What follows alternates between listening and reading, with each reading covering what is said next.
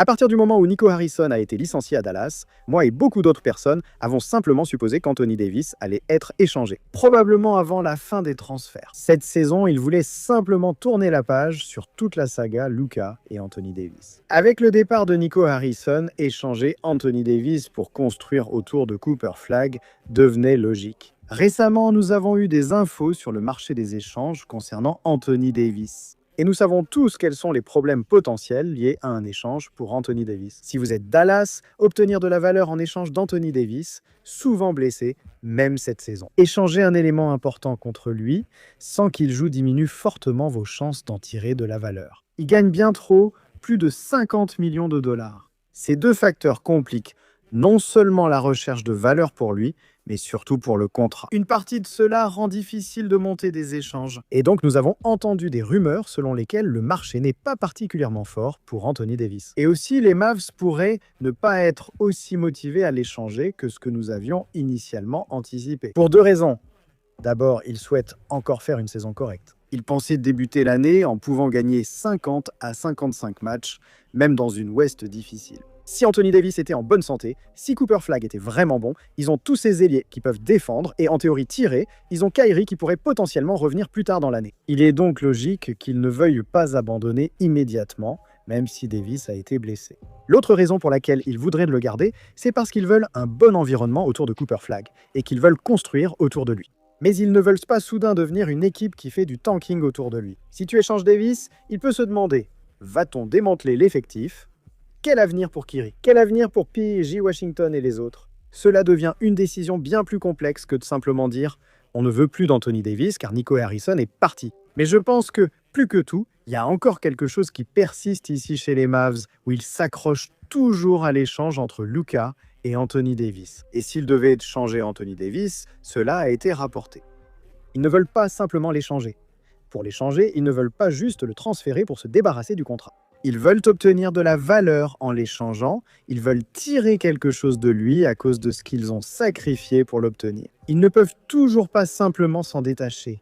Ils ne peuvent toujours pas se séparer de ce désastre. C'était l'échange pour Luka. Franchement, échanger Anthony Davis contre quelques contrats serait embarrassant pour eux. Et un choix de fin de premier tour obtenu peu après l'échange de Luka Doncic. Et donc, tout cela ensemble indique que ce n'est peut-être pas aussi probable que moi et beaucoup d'autres personnes l'avions anticipé, qu'Anthony Davis soit réellement transféré de Dallas à la date limite des échanges cette année. Cependant, il y a quelques équipes, 2 équipes précisément, qui sont apparues comme des prétendantes potentielles en tête de ce qu'on appelle la course à Anthony Davis. Les Mavs devraient-ils vraiment vouloir l'échanger?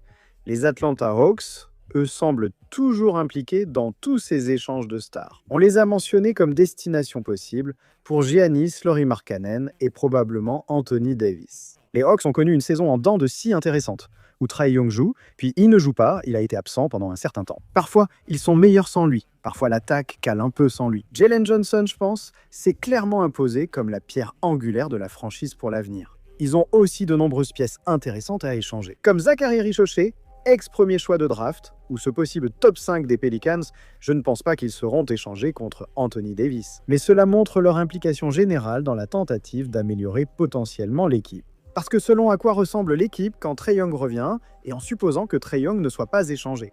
Je ne pense pas qu'il soit impossible pour Atlanta de se convaincre que s'ils améliorent l'équipe de la manière dont un échange pour Anthony Davis pourrait potentiellement le faire, cela vaudrait le coup.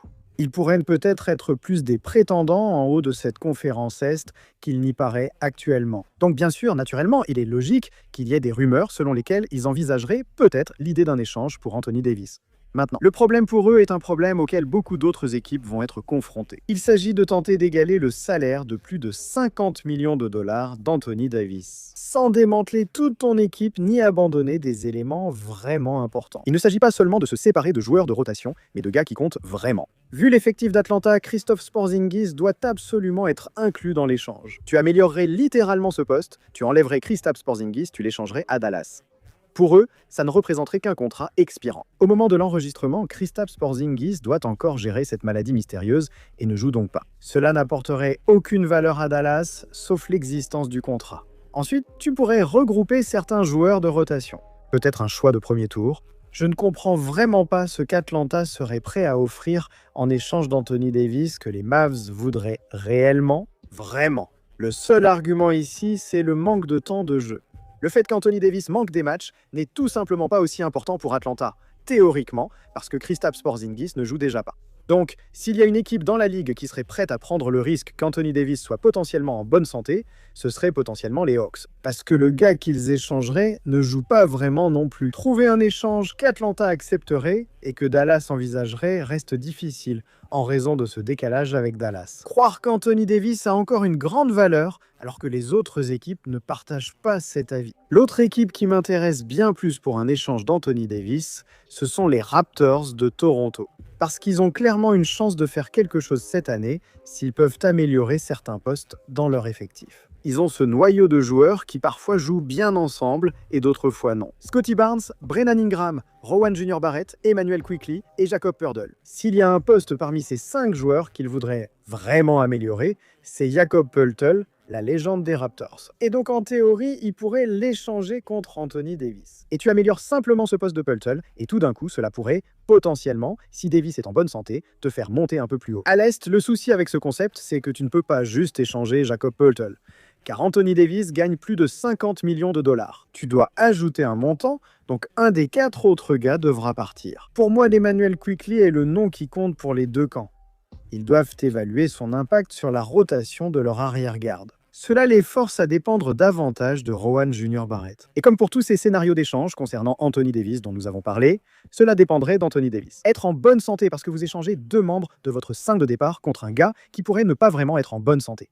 Mais dans un univers théorique, dans lequel ils utiliseraient plus Jamal Shead et d'autres à l'arrière, et renforceraient le poste 5 avec Anthony Davis. Je pense que les Raptors y réfléchiraient, car ils apprécient sûrement Emmanuel Quickley. Mais c'est un contrat important et peut-être une personne qu'ils n'apprécient pas vraiment à long terme.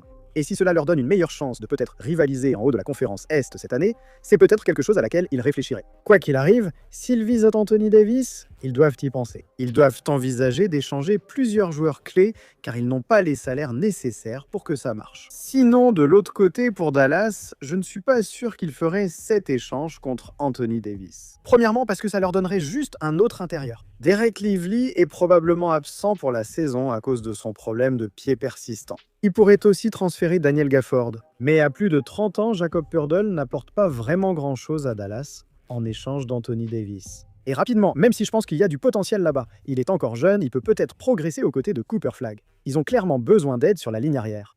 Je ne sais pas si c'est le genre de meneur qu'ils voudraient. Et puis une fois que Kyrie reviendra, en supposant qu'il ne soit pas échangé, ces 2 gars ensemble sur la ligne arrière, c'est une association intéressante. Si tu observes les équipes citées dans les rumeurs et échanges, ça pourrait fonctionner. C'est envisageable pour Toronto. Et étant donné toutes ces rumeurs, les Hawks et les Raptors qui sont impliqués, beaucoup d'autres équipes qui ne le sont vraiment pas, le marché global n'est pas très fort pour toutes les raisons dont nous avons parlé. Est-ce que ça a vraiment du sens qu'Anthony Davis soit échangé avant la date limite? Est-ce que je pense vraiment que ça va arriver? Franchement, oui, je le pense. Je serais étonné si Anthony Davis reste aux Dallas Mavericks après la date limite des transferts. Et cela nécessiterait que d'autres équipes s'impliquent ici.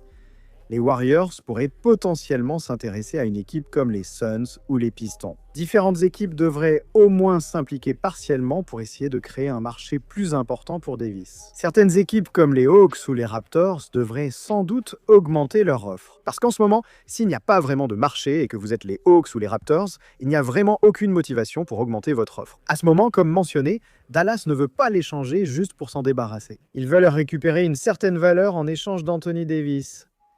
Donc pour moi, je pense que ce serait mon hypothèse. À l'approche de la date limite des transferts, je pense que les Mavs vont continuer à perdre et finir par s'en rendre compte. Il faut passer à autre chose et se séparer de ce gars.